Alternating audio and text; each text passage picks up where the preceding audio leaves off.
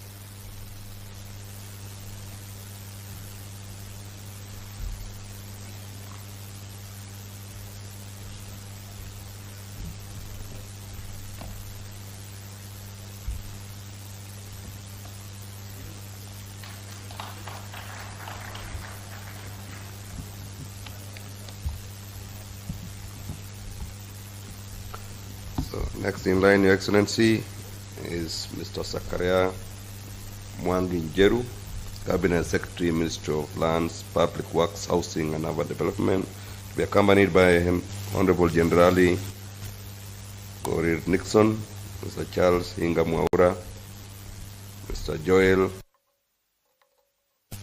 in the presence of Honorable Joash Nyamache Nyamoko.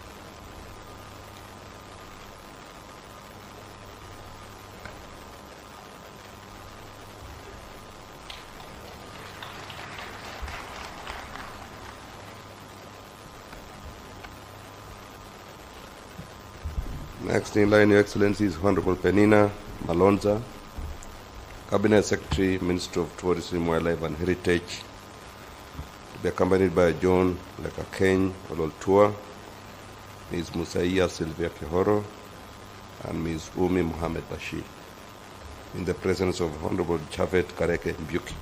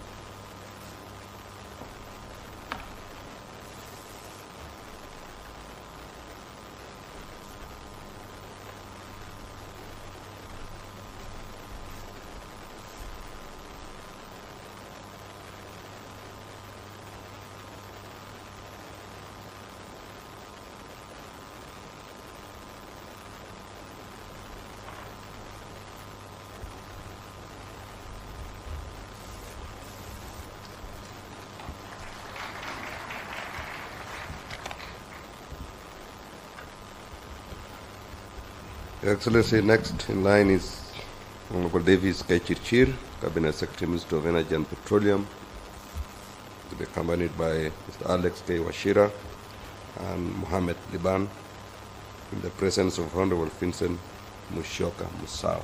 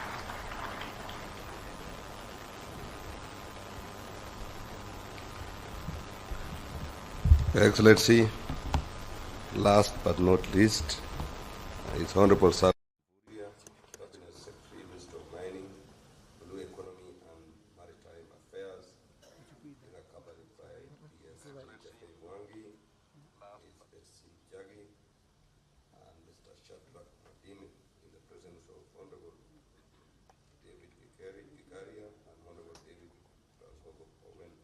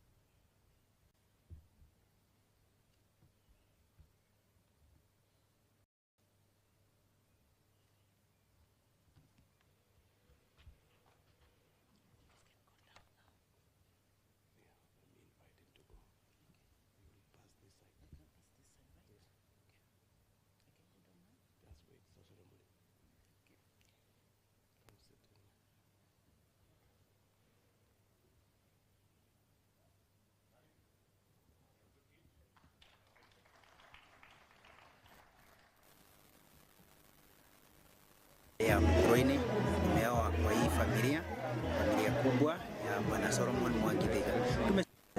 Mungu awabariki na mwema kila wakati mahali mlipo.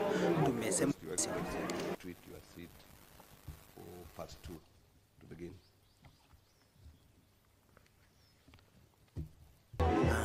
Thank you. I'm Stanley Kamau Maina kutoka upande ya Mkroini, familia kubwa ya Bwana Solomon Mwangithika. Tumeshukuru sana wale wote waliweza kuhudhuria hii mazishi na vile mmeipamba na ikakuwa mzuri. Sema ni Your asante. Excellency, sir, Thank you. as part of the organization of government, you are assigned the monumental task of steering the coordination of the institutional framework to support in the delivery of your agenda for the country to the Prime Cabinet Secretary. It is now my distinct honor to invite the Prime Cabinet Secretary to make his remarks and thereafter progress the day's program. Welcome, Your Excellency.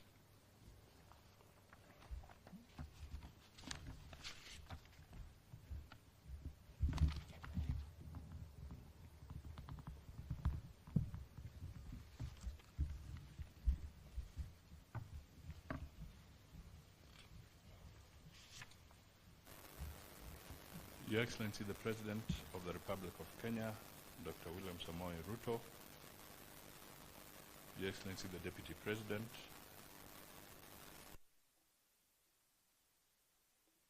before I make some short remarks, let me take this moment, with your permission, to invite the UN resident coordinator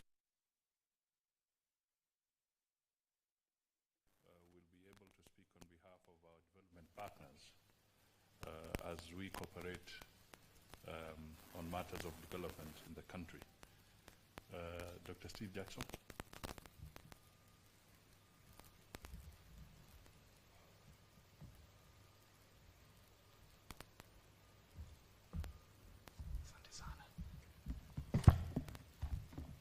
Mheshimiwa Rais wa Jamhuri ya Kenya, Mheshimiwa Naibu Rais, Mheshimiwa Waziri Mkuu, mawaziri, mabalozi, viongozi, waheshimiwa, marafiki, hamjambo. Kama methali ya Kiswahili inavyosema, atendaye njema atalipwa zizo, which I'm going to twist a little to mean that good performance will be recognized. Permit me, Mheshimiwa, just to make 5 brief points on behalf of the United Nations and the development partners. The first is to say that anywhere in the world, a highly performant public service is essential to guarantee the effective provision of basic services to the people and a propitious climate for sustainable development. And in Kenya, one of the foundations of your Vision 2030 is an efficient, motivated, and professional public service. And indeed, the Constitution, your Constitution, states that a public service that is efficient, performance or results-oriented, and citizen-focused must be ensured. So, second point, Mheshimiwa, the step your government has taken today is greatly more than symbolic. Today, your government is signing a solemn promise with you, Mr. President, and through you, a promise with Kenya's people, because it is Kenya's people, of course, that its government and its officials serve.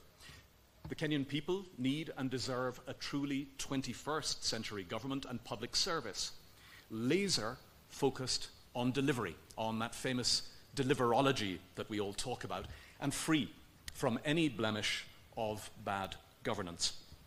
And that's why supporting public service reform has been and continues to be central to the support of a large number of Kenya's development partners, including the very many partner members of the governance group. So, Mheshimiwa, third point. For United Nations Kenya, we've been supporting public sector reform since 2006 in multiple ways, led by the United Nations Development Programme, but joining together the efforts of very many other UN entities. We've collectively continued to partner and collaborate with key institutions, such as the Ministry of Public Service and the Kenya School of Government. And some highlights of that work have included, indeed, helping to institutionalize performance contracting across the ministries, the departments, and the agencies, and supporting the transformation of the former Kenya Institute of Administration into the Kenya School of Government, and supporting it with South-South and international cooperation. And I know I speak on behalf of all the development partners, Mheshimiwa, when I say that we look forward to continuing this journey with you. fourth point, penultimate point.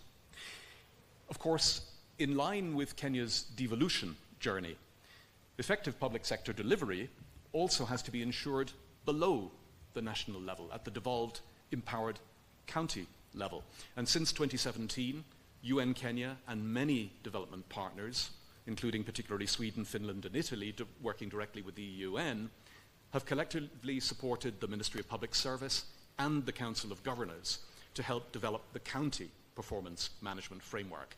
That was adopted by the COG in 2018, county governments then adopted in 2019, and today most county governments also have a full performance contract cycle.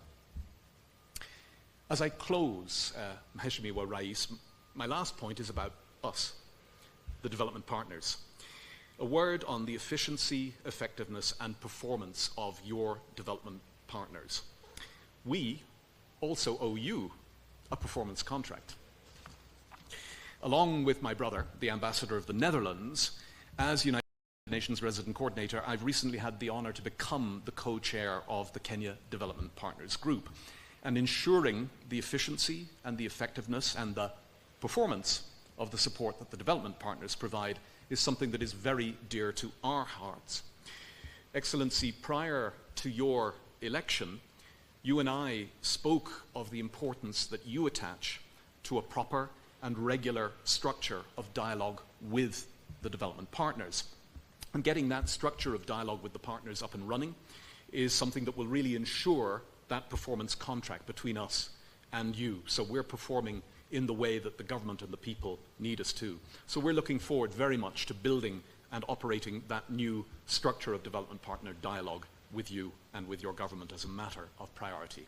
So Mheshimiwa, hongera kwa hatua hiyo muhimu iliyopigwa leo. Na asanteni sana. Excuse me. Okay. Thank you, Dr. Steve Jackson. Your Excellency, we also have a brief remark from the Chairperson of the Council of Governors, Honorable Anne Waiguru, but I believe she has a representative, if she has not arrived yet. Governor Lusaka, on behalf of the governors.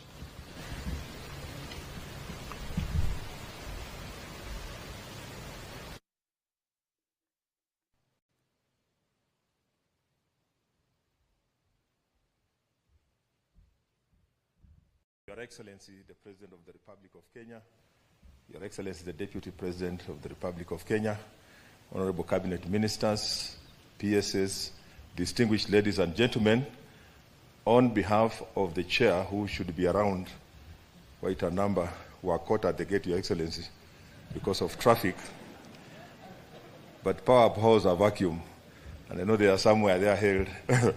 So on behalf of the Council, Your Excellency, I want just to thank you and congratulate you for this very momentous moment for us.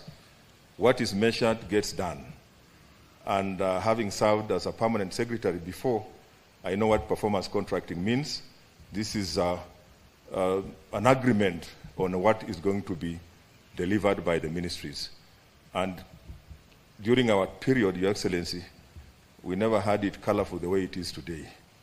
I'm sure this is a milestone, and as a council, we are also going to support. We are also doing the same in the counties. We're also signing performance contracting with our own teams for us to be able to perform. So on behalf of the council, I just want to say thank you and wish all those who have signed their performance contracts, please let it not just end at the signing, but implement what you have signed. May God bless you. Thank you.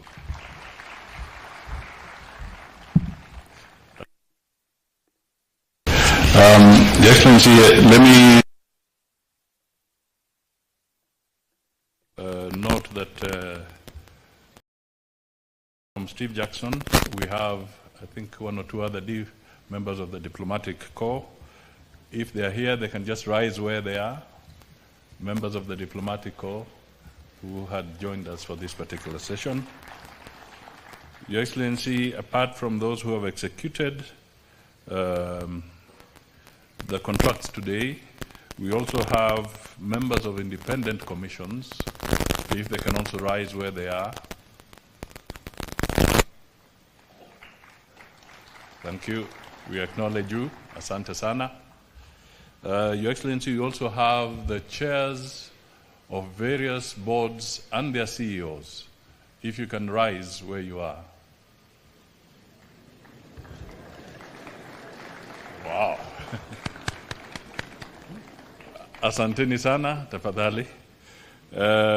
We also have the chairs of the councils of the universities and the VCs. If they are present, they can also rise.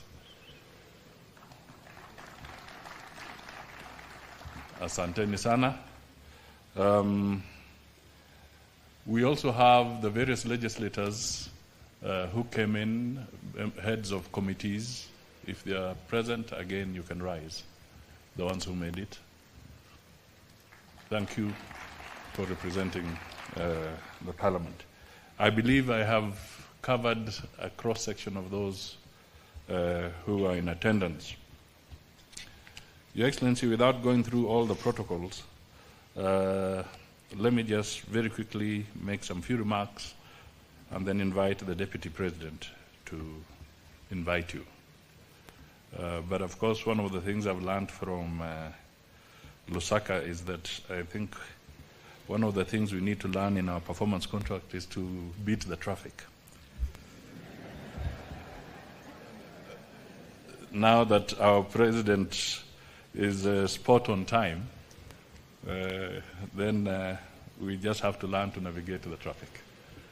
Your Excellency, it is my singular pleasure to thank you for accepting to preside over this auspicious occasion for the signing of the ministerial performance contracts for the financial year 2023-2024.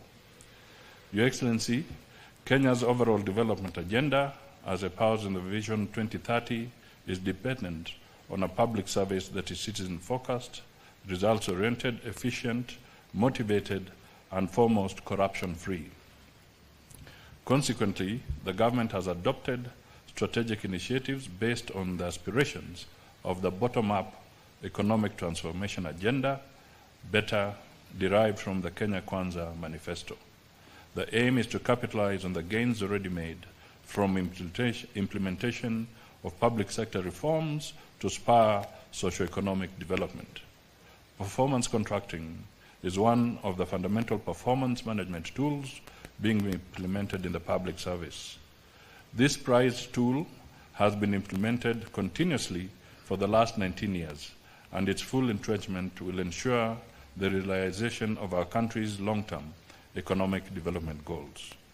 Your Excellency, the first-level performance contracts are signed annually between yourself and the respective cabinet secretaries, and thereafter cascaded to downstream institutions. These contracts provide linkages between planning, budgeting, and clear deliverables. It is worth noting that the performance contracts being signed today are the first under your administration.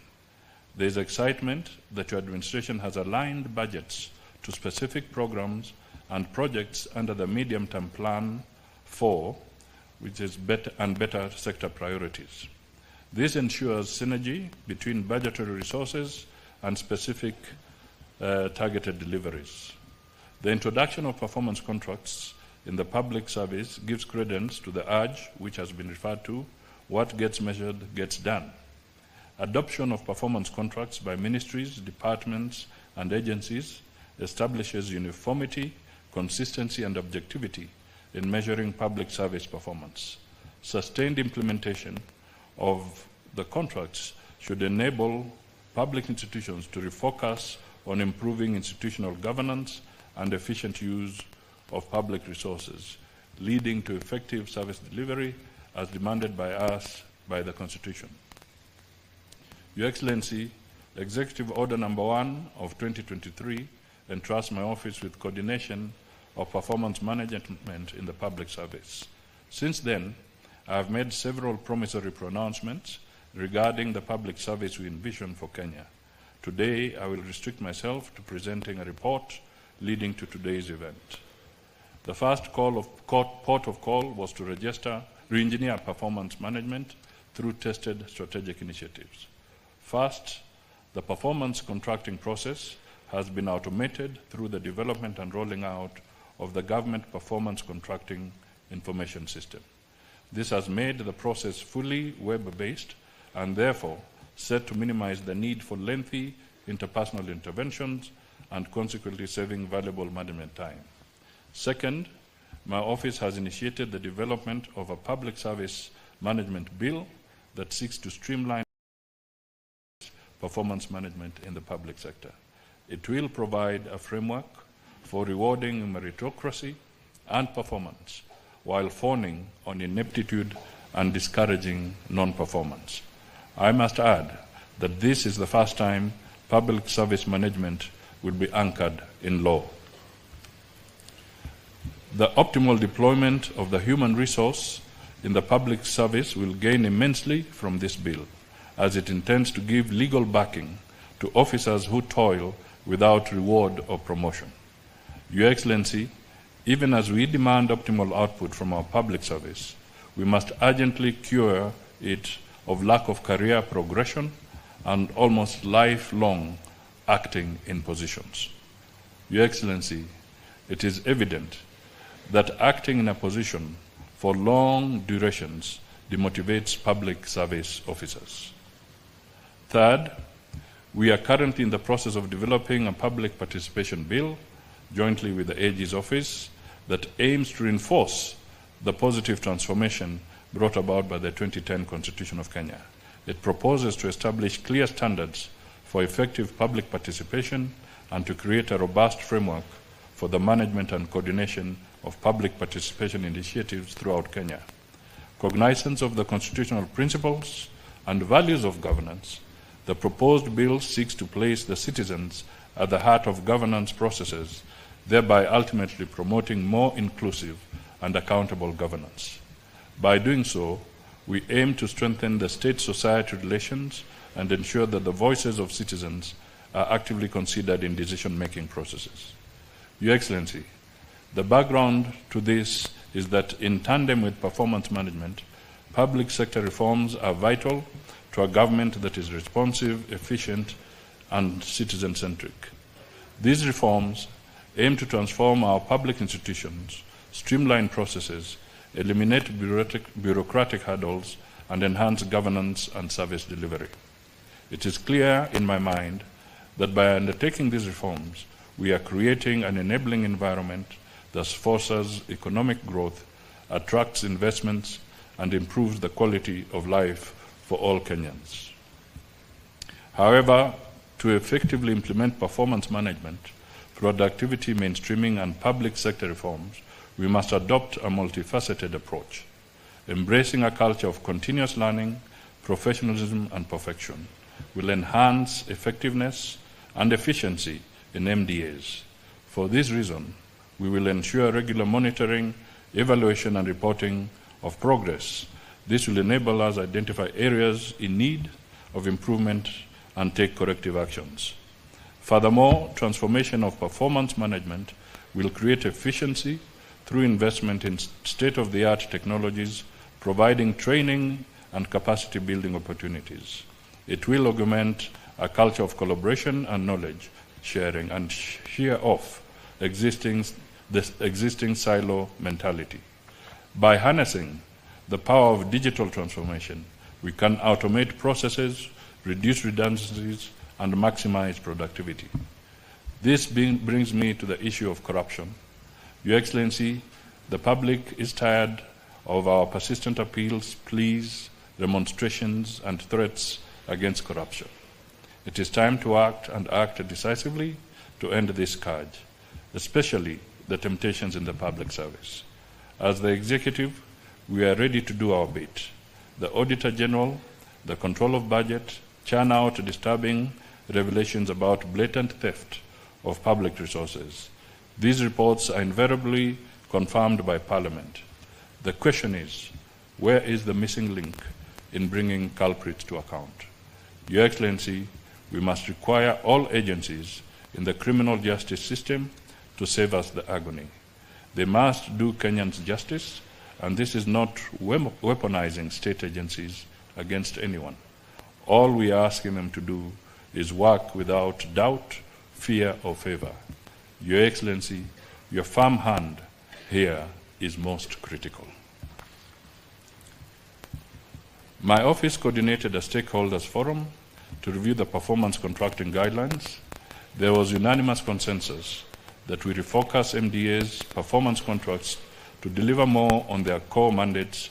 As a consequence, MDAs are now required to include in their performance contracts the following indicators that are core to the government's transformative agenda: digitalization of government services to accelerate the adoption of ICT in service delivery; 2, productivity mainstreaming to entrench a culture of performance and productivity to enable MDAs measure the efficiency and effectiveness of resource utilization to realize maximum output with fewer inputs; and 3, implementation of the Presidential Directive on National Tree Growing Restoration Campaign to accelerate the growth of 15 billion trees for restoration of 10.6 million hectares by 2032. D, this is also expected to increase Kenya's forest and tree cover from the current 12% to 30% by 2022. Your Excellency, today's ceremony marks a key milestone for our administration. The implementation of the performance contracts will ensure that the commitments that you made to our people are realized. May it also interest you to note that the performance contracts that we have signed with you have been deliberately designed to incorporate the priority programs and projects contained in the 4th Medium-Term Plan, MTP4, 2023-2027, and the National Development Priorities in the 5 better sectors to be implemented by MDAs during this financial year.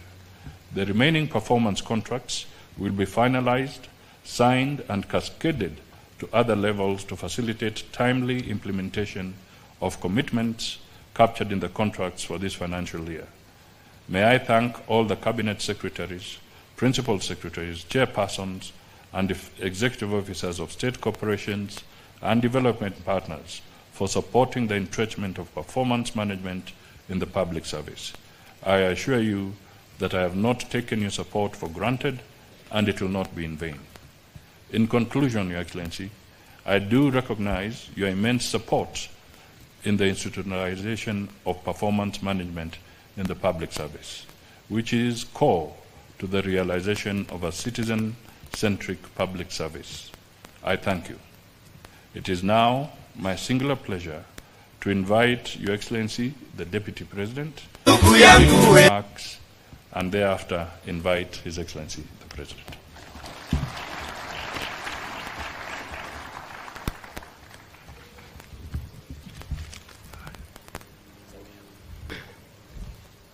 Your Excellency, the President of the Republic of Kenya and Commander-in-Chief of the Defense Forces, the Prime Cabinet Secretary, my Cabinet colleagues and the Principal Secretaries, and all the senior people here today, good morning.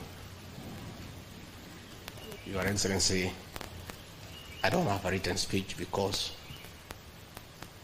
this contract is a serious thing. And you need to think very through what you have signed. And Your Excellency, on behalf of this team and those who work under you, I want to thank you for the privilege to serve. Among 50 million Kenyans, you chose a few of us, very few in terms of percentage, to assist you in the management of the affairs of this country. Your Excellency, you have a very high expectation of all of us, just like the people of Kenya have. The President of the Republic of Kenya, seated here today, signed a 5-year contract with the people of Kenya, subject to renewal on performance and subject to termination on non-performance. As a Deputy President and Principal Assistant, I can tell you today the president has no intention whatsoever to have his contract terminated by the people of Kenya. His very intention is to have it renewed, and therefore those working under him must perform and perform efficiently. So on a day like this, what I have seen this morning, I'm a bit worried. The day you are signing performance contracts is a very important day because it marks the beginning of performance. Mimi najua ni mzee hii boma hapa ya nyumba 10 hapa kwa hii Ikulu. Nataka nimwambie siri kidogo tu, especially those of us who came with the president from the political space and who are his friends, and we assisted him to become president. Once he gives us a job, that is the termination of that friendship. The friendship with the president will be based on nothing but performance. Performance. And me, I know. Mimi masomo yangu yuko chini kidogo, lakini I know a few things. Mimi, I know my relationship with the president is not based on my 20-year friendship with him, and I assisted him in the campaigning. It is based on performance. And I know if I don't perform, that relationship will be strained. I want to urge you today when he's here, please perform. Perform. Because the president has a performance contract with the people of Kenya, and it is your performance that will assist him to fulfill that contract. So let us all do what we have to do, and let us be efficient. When I joined the Kenya School of Administration, in those years we were taught the worst style in management is management by crisis, known as firefighting. That is what most of us have been doing.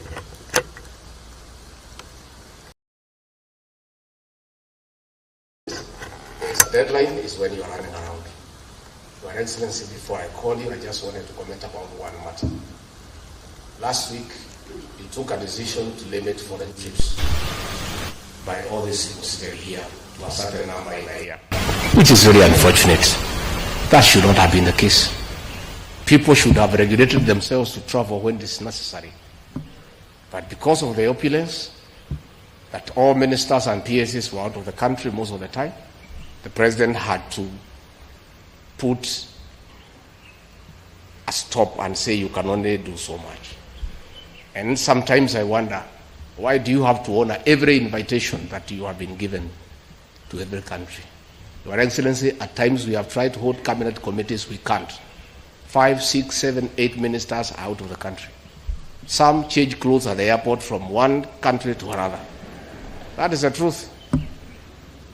Why can't you regulate yourself? If the president was to travel and honor every invitation, he will be out of this country the whole year. You just have to decide what is useful and other things you can leave to our ambassadors out of the country. Please let the president not limit your travel. Just be responsible. You have a work to do, and the work is here in Kenya.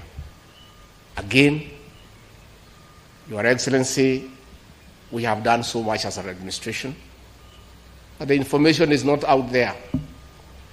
Our ministers are quiet. They are called for TV interviews, they don't show up to say what they have done.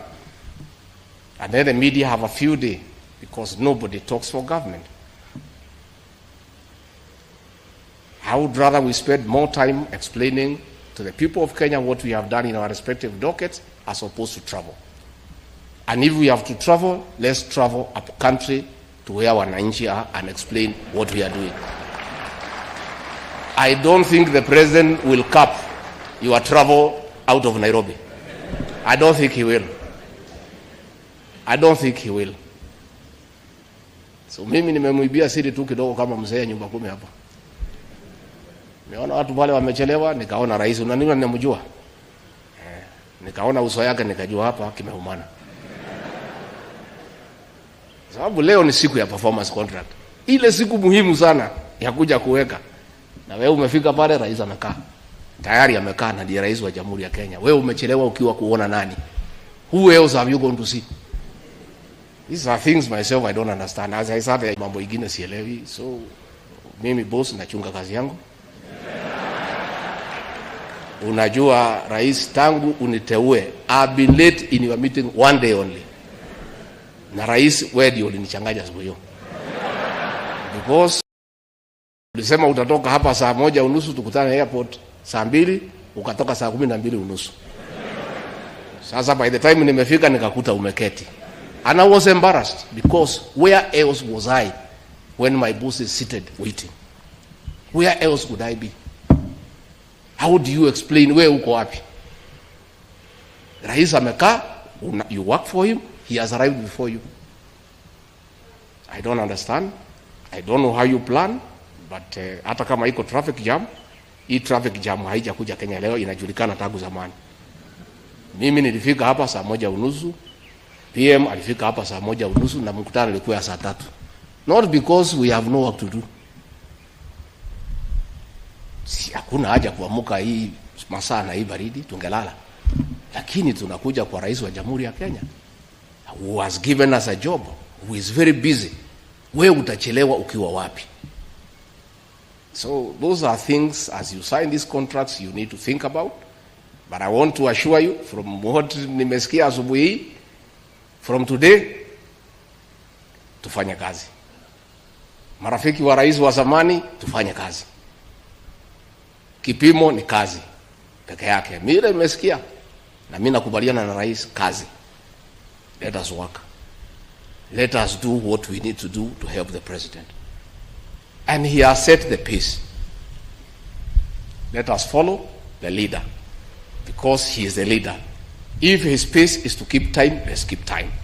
If his pace is to work hard, is to work hard. If his pace is to go up country and explain to the people, let us go and explain to the people. Mimi nimesema yangu, nitamtafuta individually, pahali niona iko shida nimweleze. With those few remarks, I request you to be upstanding and help me usher in the President of the Republic of Kenya. Mr. President.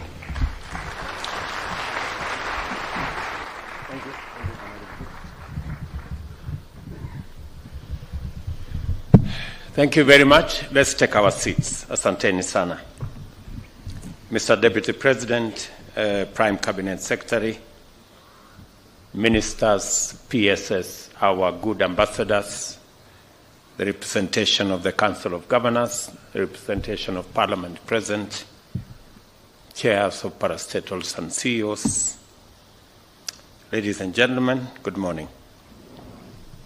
I welcome you to this very important occasion of signing our performance contracts. As has been said, the people of Kenya are the ultimate employers of all of us. They pay our salaries, they pay our allowances, and because they do, they legitimately demand of us that we meet our commitments, that the program that we sold to the people of Kenya, we keep, we perform, we implement, and we actualize what we committed ourselves to.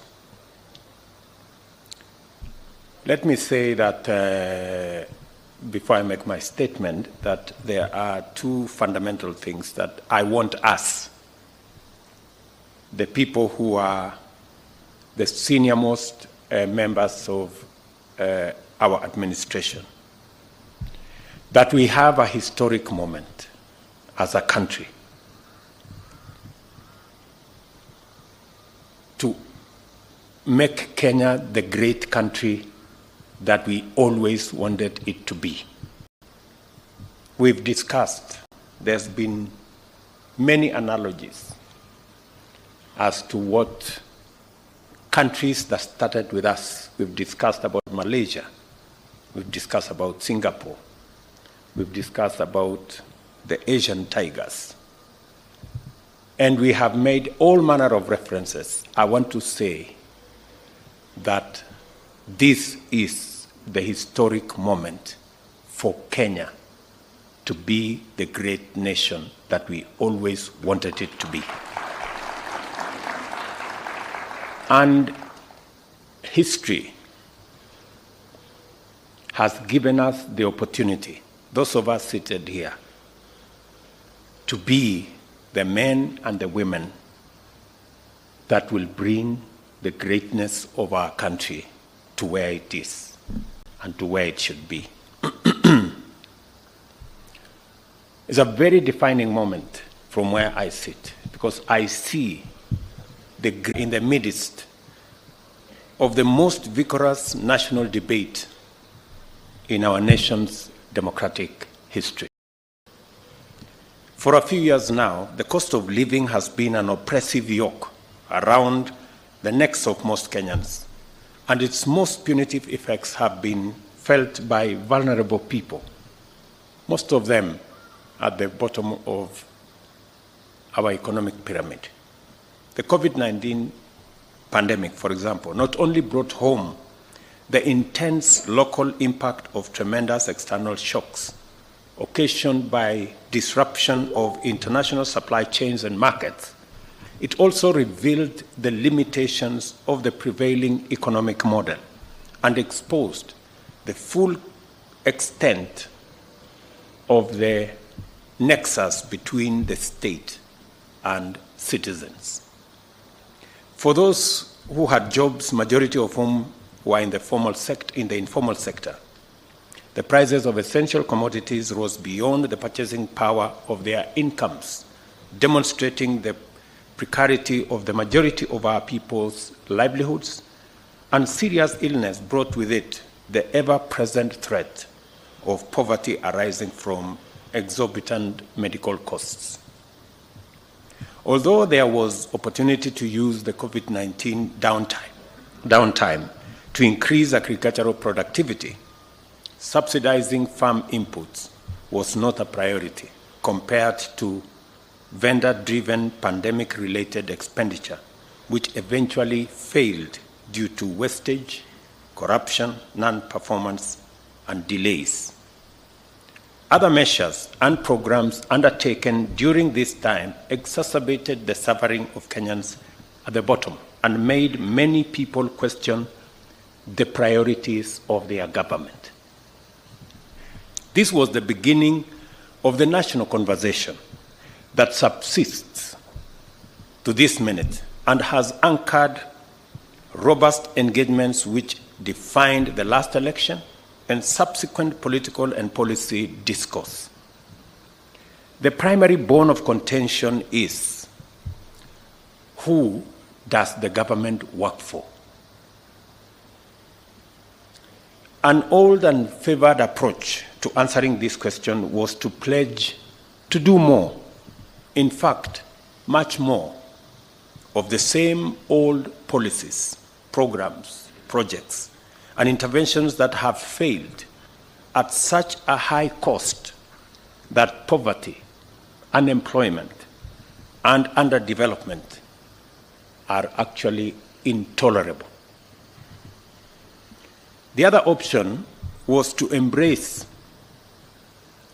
a bold new vision and undertake ambitious interventions aimed at transforming the country's economy by creating jobs, increasing incomes, while ensuring that food, shelter, and health are available to everyone, especially those of us who are not privileged. I say this in reflection because a trend was created that using other people's money, which is debt, is a very innovative way of delivering government programs, which is the biggest fallacy because as a result of using other people's money and contracting debt left, right, center, front and back, we drove our country almost to the brink of debt distress. And it became our first assignment to steady the economy of our country and to pull back our country from going over the cliff. I am very proud today that almost a year in, our economy has steadied.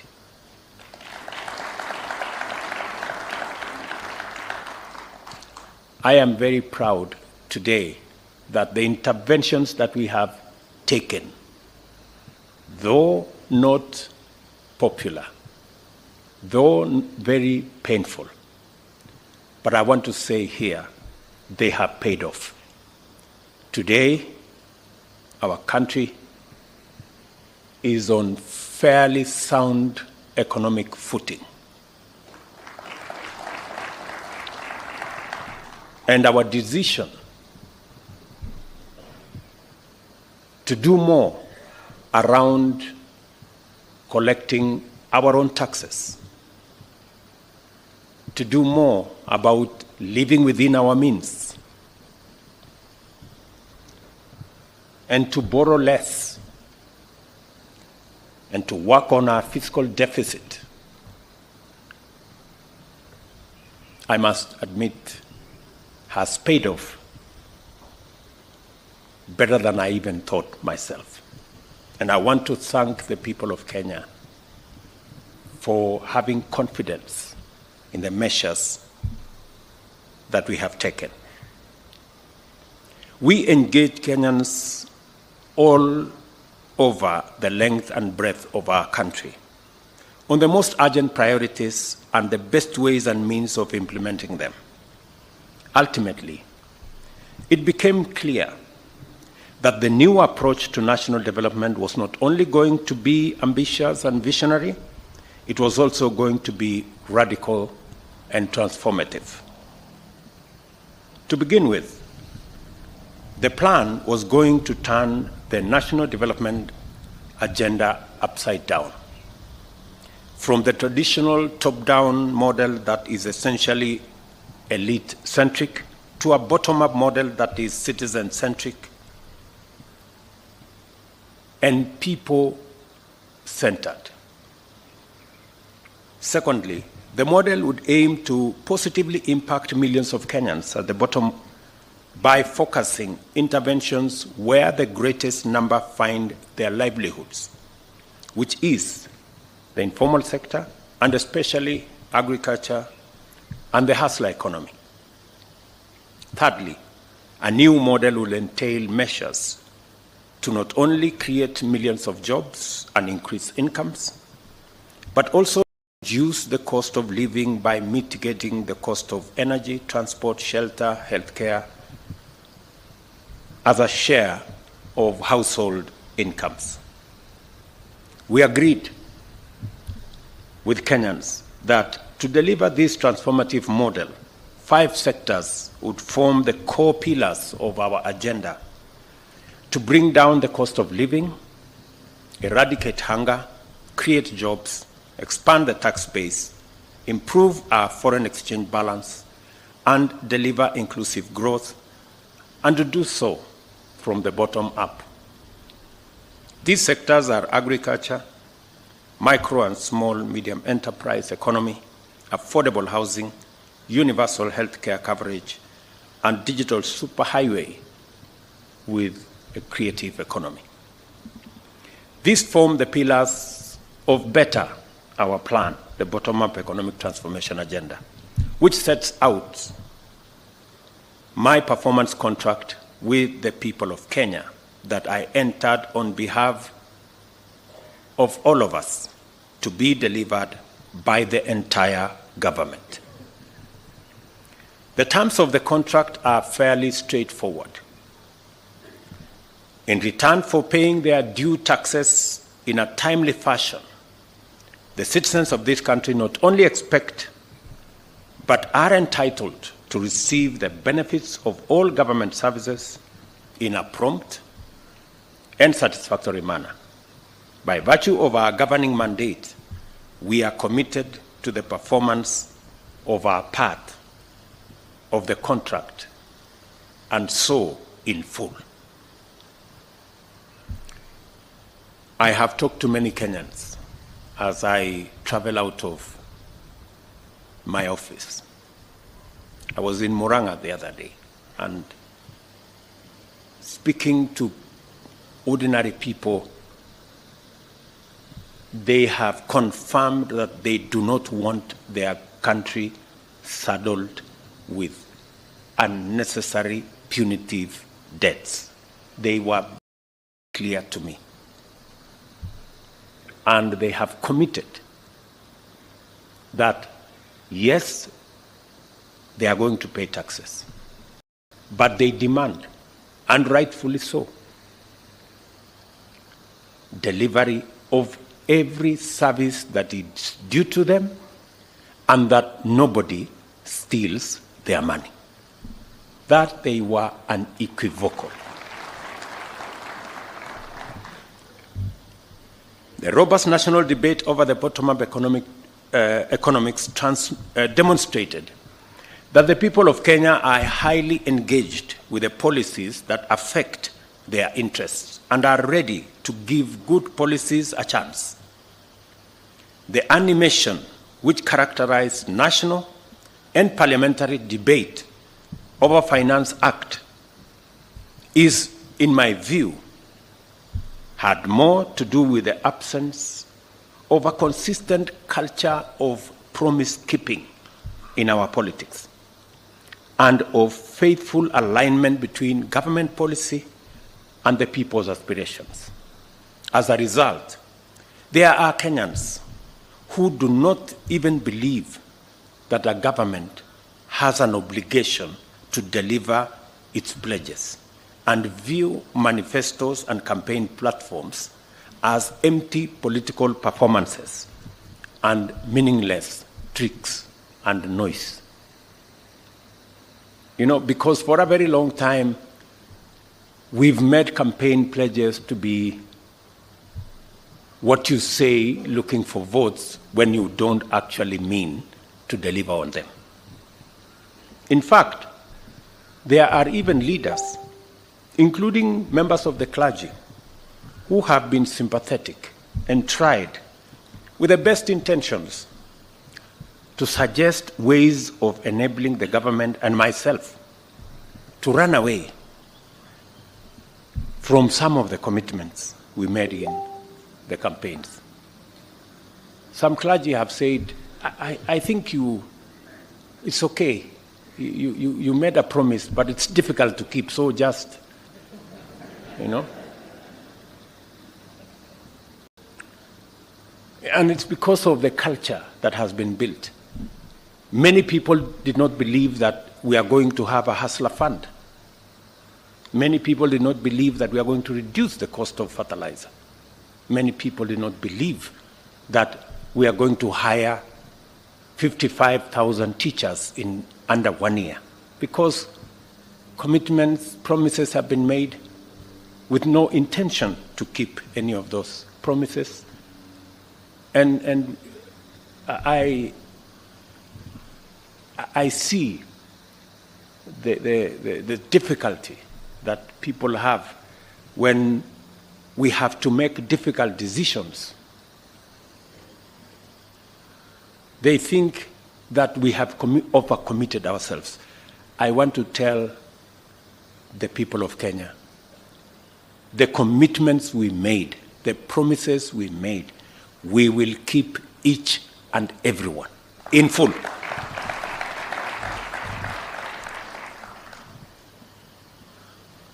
Some Kenyans are even suspicious that we are implementing revenue measures without any intention to deliver any public services at all, let alone the elaborate agenda that we have set out.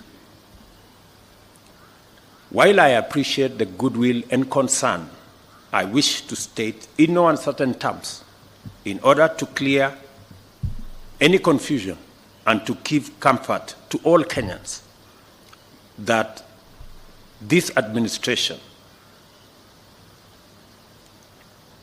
is committed, fully committed, to the implementation of the pledges and commitments contained in our bottom-up economic transformation agenda plan.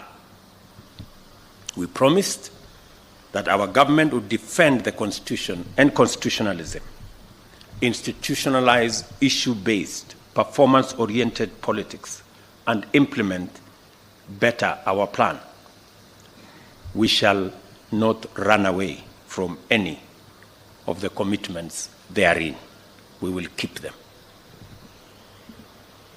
This is the context in which we have negotiated, developed, and are today going to witness the signing of the first generation of ministerial performance contract for the financial year 2023-2024.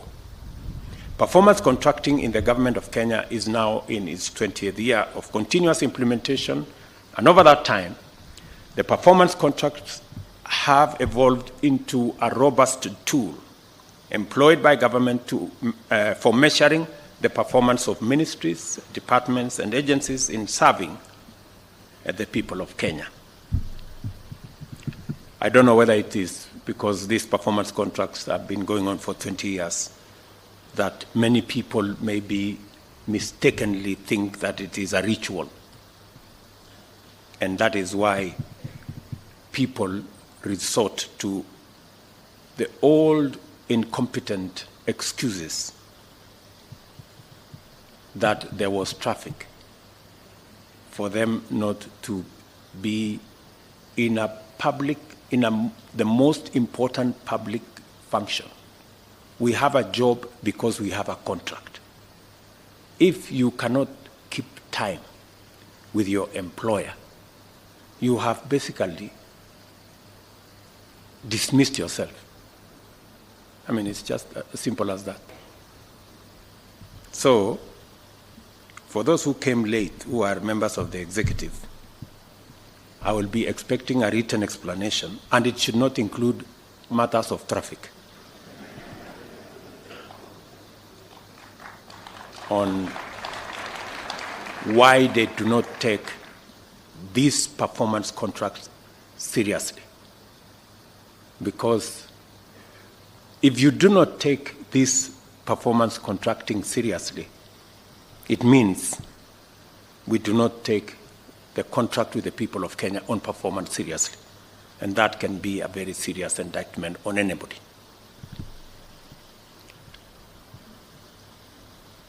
The performance contracts framework has also been critical in enabling government identify, collect, collate, and analyze vital information connected with the performance of public agencies. The overall result of this is that government decision-making has become increasingly evidence-based, and public officers have become increasingly aware of their accountability for actions and omissions, achievements, and mistakes. We have resolved to enhance the overall performance management framework and to leverage its tremendous potential by incorporating the actualization of the better plan, the government performance contracting and delivery mechanism. Our objective is to achieve the highest levels of efficiency and effectiveness in the delivery of public services, ensure accountability in the utilization of public resources, improve the mechanisms of service delivery, realign public agencies with their core mandates, and accelerate the completion of programs and projects. We are here to declare our intention to implement our commitments, serve Kenyans, and to do so in a highly systematic manner. Our performance shall be robust. Our purpose is to make sure that the stewardship of public authority and resources will be responsible, transparent, and accountable. We desire to actualize the twin mandates of citizens' rights and government's obligation by governing well in a people-centric, results-oriented manner. We have made sure that every ministry, department, and agency has aligned their performances and policies with the fourth medium-term plan of the Kenya National Vision 2030, which now incorporates key government priorities under the 5 better pillars.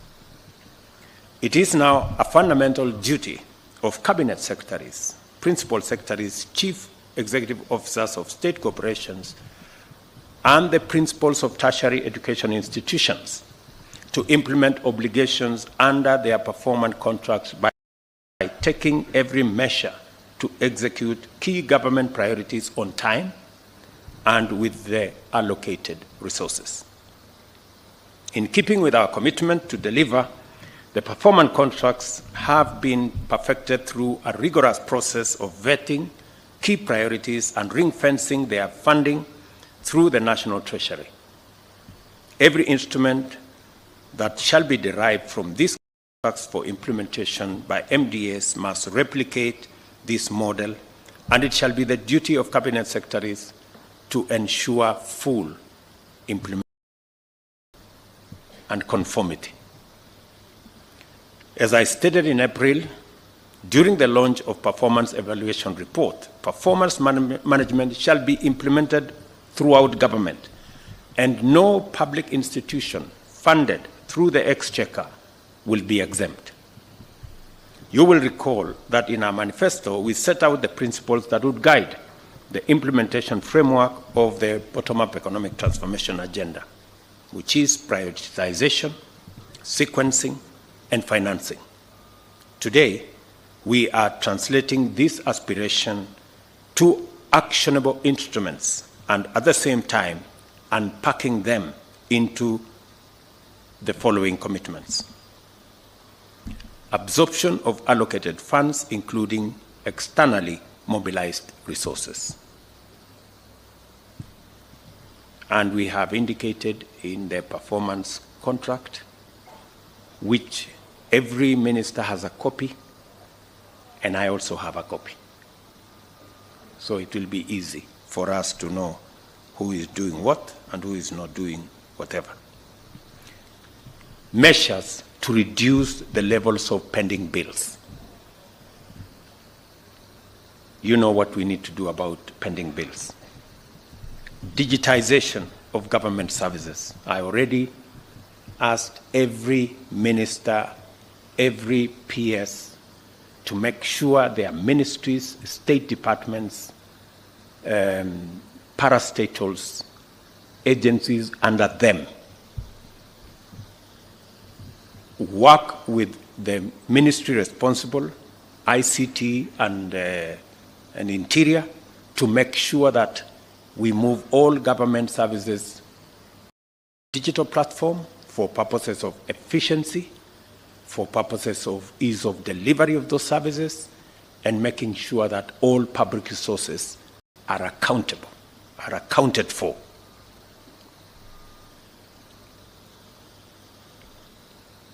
I do not expect that in the next 90 days, before the end of this year, I do not expect any government service to continue in the manual framework. I do not expect. Every government service must be not just on the digital platform, it must be delivered on the digital platform. From first, today, I do not expect any other pay bill for any government agency except what we agreed, government pay bill that will be manned by Treasury. I hope we are all clear. We did agree that all other pay bills will be shut down. And if there will be one that will be operating after today, let me not say beyond that, right? because for purposes of efficiency, we are on a digital platform so that there are no lost files, there are no gray areas, there are no corners that is gathering dust. We want to make sure that we can demonstrate productivity. It's also important that we complete projects. We have projects in ministries, in state departments that are 20 years old. I told the Ministry of Housing, we have markets, 180 markets that were started 15 years ago under the ESP program. We have now committed resources this year. All those markets should be completed as a priority in the next 1 year. All those markets should be ready. Matters environment are going to be front and center of what we will be doing as well. So the National Tree Cover Restoration Campaign is part of the delivery of every ministry and state department. We are looking forward to working on internship and industrial attachment. Again, the ministry concerned, we have agreed on what to do. This was our intention 5 years ago, but it was not delivered because of the old culture of making commitments that we didn't have any intention to keep. On internships this time around, we must keep our commitment. I have already engaged the private sector. We have agreed. Government is going to deliver progressively to 20,000 internship every year. The private sector have committed to me that they will deliver up to 50,000 internships every year. We want to see how we can grow these to 100,000 and make sure that we give a chance to many young people coming out of college, coming out of our universities, to practice what they have learned, either for a year or 2 years, acquire some experience, and find their way into employment and also into the market. Access to government procurement opportunities by young people, women, and persons living with disability. As I have said with clarity, that for a very long time, we invested a lot of resources in our human capital, and rightfully so. This year, we have committed 628 billion Kenya shillings for the education of the people of Kenya. That is huge resources. We are deploying additional resources in the hiring of additional teachers. We're deploying additional resources in making sure that we deliver on our TVET program. We are almost doubling resources that will go to our university education, and we are pulling all our universities from being saddled with debt because of the old funding model.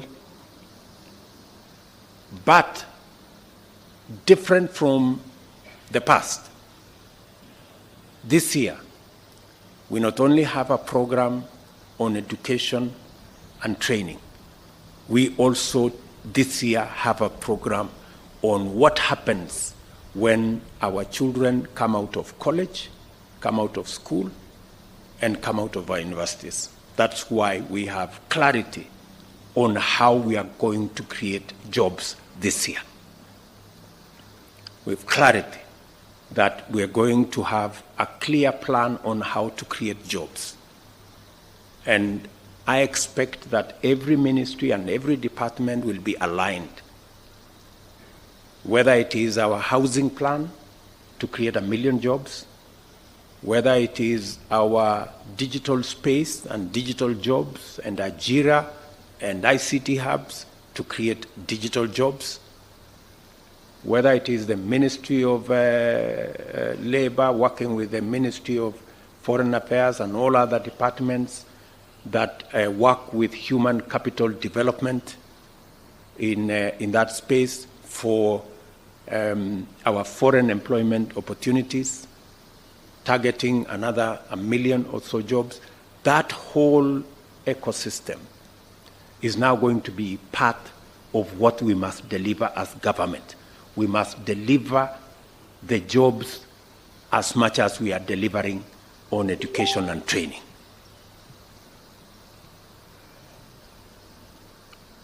We are also going to work on the project and program of local content. As you've all seen, we've talked about Build Kenya, Buy Kenya, Build Kenya. We've talked about local content.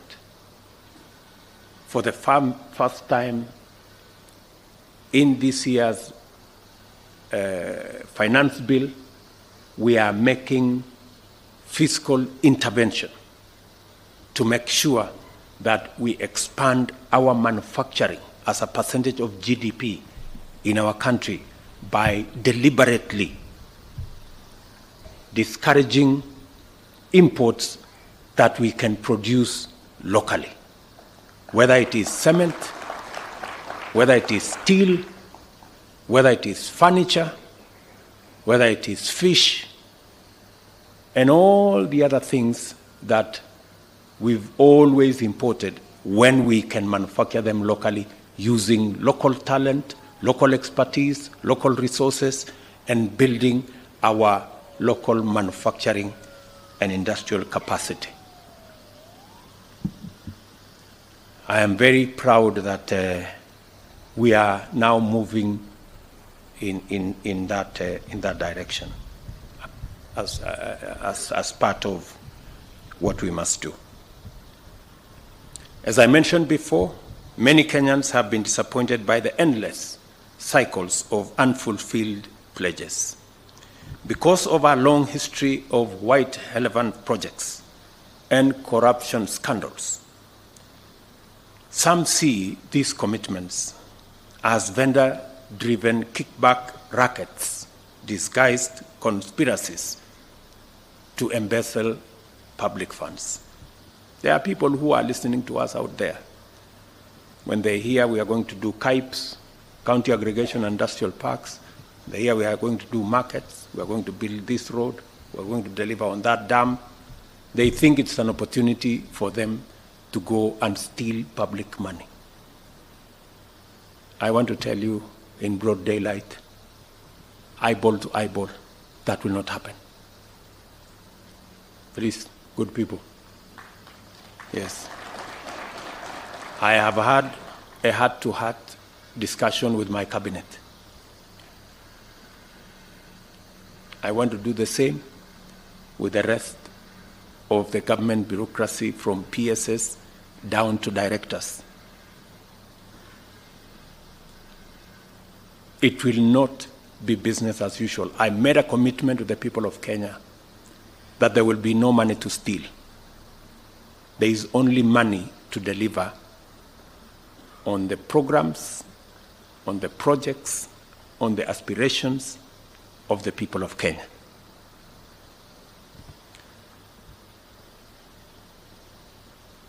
A political culture of poor promise-keeping, as well as endemic corruption, has done significant damage to our social fabric by eroding trust in government and widening the rift that separates citizens' aspirations from government policy. We cannot afford to wait and see where this road may lead, because it has already brought us to a very terrible place. It is time that this comes to an end once and for all. And I promise you, it will come to an end. For those who have engaged in corruption incorrigibly, because I know, for example, the people in the procurement space. There was one lady in one of the roads departments, corrupt to the core, to the extent that she could not be transferred by anybody, even by the minister, because if she was transferred, she will go to court, by the court process, and make sure that she's returned. That is the kind of chronic where corruption has taken us. I hope Mr. Kipchumba Murkomen and Bwana Mbogwa, I hope that lady no longer works for the government of Kenya. Yeah. We cannot have such. There are people who have made government offices their private property. You try to transfer them elsewhere, they go to court, they go to some agency, you find them back. It will not happen. Yeah? Those kind of things, we must put them behind us. We are servants of the people of Kenya. We are not their masters. And we serve at the pleasure of the people of Kenya. We don't serve at their mercy. So, it's going to be different. It is going to be different. I promise you, it's going to be different. And it's not going to be business as usual. And we are not going to wait until public money is lost. The moment there is signs that you have intentions of doing something, we will deal with your family and summarily. And because we have enough people in Kenya who can do these jobs. Under our new bold vision of radical transformation, we must simultaneously implement policies, programs, and projects to achieve inclusive growth, and at the same time undertake robust measures to eradicate corruption, wastage, and inefficiency. I have given my solemn undertaking to protect public resources during my term in office. I shall be held to account for the good performance of our country, delivery of our commitments, and the stewardship of public resources. I intend, by all means, to keep a good account of each of these mandates. I ask for your assistance, and all of us to commit to make sure that we don't disappoint the people of Kenya. In order to do this, I shall hold every officer serving in government, beginning with you people seated here, to account for both their performance in service delivery and stewardship of public resources. I shall deal with cases of negligence, misappropriation, embezzlement, theft, or other misconduct or corruption in relation to public resources summarily and decisively. You are hereby duly notified. I have high expectations of you because I am confident that by now you are familiar with the workings of government, accustomed with our work rate, and fully aware of our intention to implement all our commitments. I speak to many of you on phone. Many times I call you to my office, we interact in different places. I ask you questions, you know that, on programs, on projects. And I find that many of you, the people I speak to, don't even know what is going on in your ministries or departments. You have very scanty information. The moment I know more than you in your ministry, then you must begin to understand that something is very wrong. Because by constitution, you are supposed to advise me. Explain to me how you are going to advise me if you have less information than I do. Who is going to be advising who? I call many PSs. You ask them what's going on here. They have no clue. And this is your department. That is the job that you have. You are not a messenger. You are not a security person. You are not a photographer. You are not a watchman. You are the PS or the minister. And the job of the minister and the PS you don't know, or you don't have information. How do you run a ministry or a department or a parastatal if you have no information? That is the highest level of incompetence. So please, take time, read. There's a lot of literature on your desks. There's a lot of briefs from departments. There are a lot of briefs from all manner of places. Read. I take time myself to read, because it's the only way you can have the correct information for you to be able to make the right decisions. You can never, I promise you, you can never make the right decisions if you do not have the correct information. It will all be a game of guesswork. Get as much. We have many good officers. They send us briefs to our desks. But because of whatever reason, people don't want to read. They don't want to understand what's going on in their state departments or ministries or where they're supposed to be doing. So please, let me ask you, I get a lot of feedback from the public.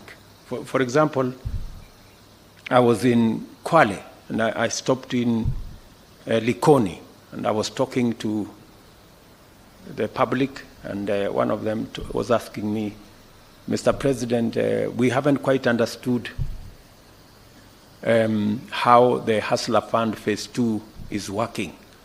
How do we form the groups? And I remember I called CS Chelugui.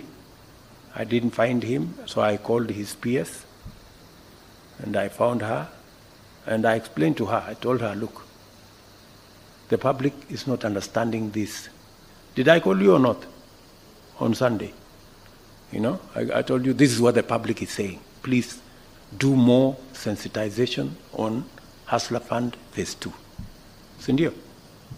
So, feedback, and it's not because of any, we have to perform. We have to perform. So when you hear my deputy saying, find time, travel and see the people who have hired us, go to different parts of Kenya so that you can get feedback from the public, and on and on and on and on.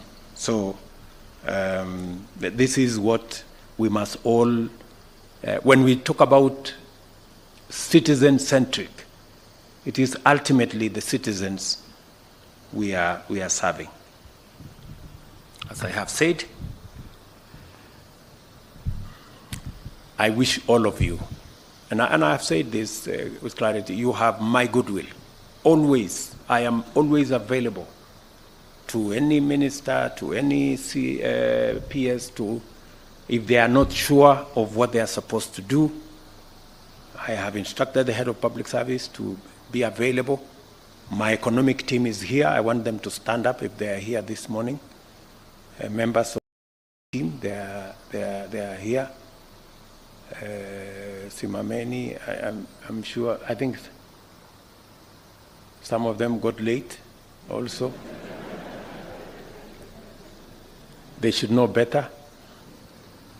So I have deployed a whole team of almost 10 people to assist every state department, every ministry. Whenever things are not clear, they are not aligned, you are not sure what our commitment is, they are ready every day with an appointment. You will go through with them. If it is necessary, I normally come in there and we go through the numbers together, we go through the interventions together, we look at how best to deliver, because we are one team. You know, we are one team. And my economic team is not interested in running any ministry. And I have explained this to ministers. They are not interested. They are not in competition with anybody. They just want to assist you to succeed, because in your success is our collective success. And in our collective success is the success of our country. All of us must work together. I expect that the other arms of government will work with us in a collaborative manner. Everybody and every arm of government is discharging their responsibility. We will be supportive of the other arms of government to the extent that we can, within the provisions of the law. I remember on my first day on the swearing in into office, I made a commitment that our country is going to be anchored on the rule of law. That rule of law is going to be front and center. And that is why we got rid of the culture of extrajudicial killing. And we disbanded the notorious criminal gang that was in the police that presided over those criminal activities. And I intend that the country will continue in that trajectory of the rule of law. I dare say that we did not get rid of extrajudicial killings that caused the loss of close to 200 Kenyans, that ended up in Yala River, that ended up in Tana River, that ended up in Abadeas, so that we can entertain another culture of impunity, of past, present, and other leaders using violence as a currency for politics in Kenya, and in so doing, occasioning the loss of life of other citizens. That cannot be. The same way we said no to extrajudicial killings, we have said no to violence as a means of politics in Kenya. We can discuss all other matters, but violence must not be in the equation of our politics as a country. And so, tuendelee namna hiyo, tuko pamoja kabisa. Mimi nawatakia heri sisi wote tulio hapa.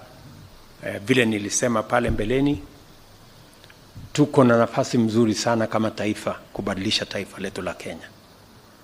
Na sisi tulio hapa kama viongozi wa serikali kwa sasa, tuko na jukumu la kihistoria ya kubadilisha Kenya. Ndio tumesema katika mpango wetu tuwe na mpango kamili ya kuhakikisha ya kwamba tuko na food security, tunazalisha chakula. Na mimi nawashukuru wakulima wa taifa letu la Kenya, ni wazalendo wa ajabu.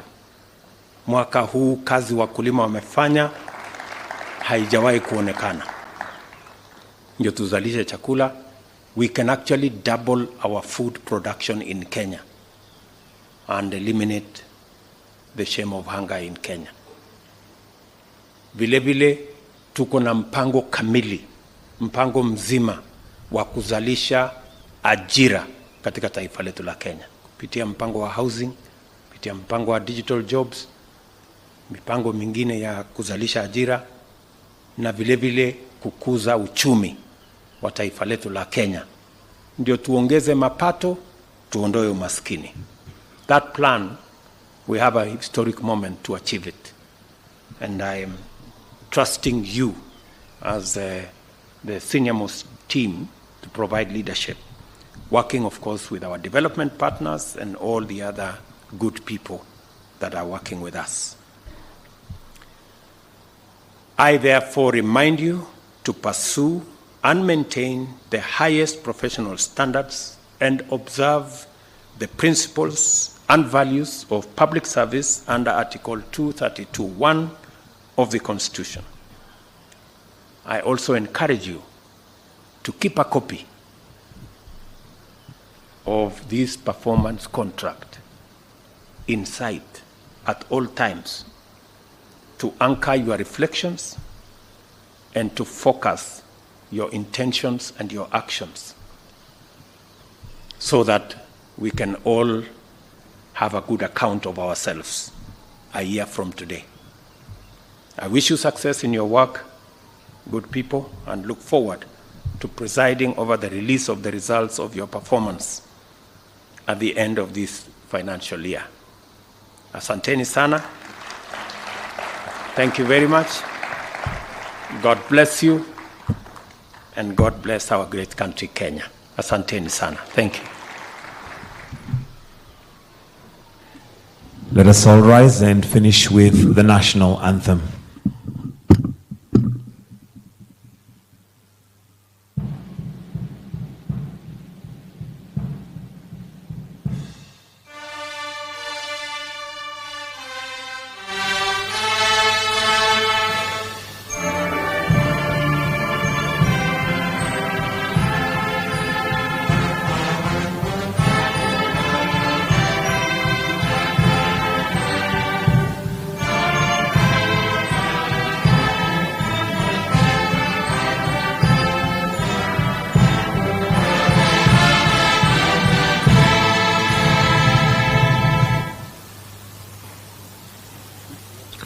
Thank you, distinguished guests, ladies and gentlemen. We've come to the end of this session. To have yourselves a wonderful afternoon.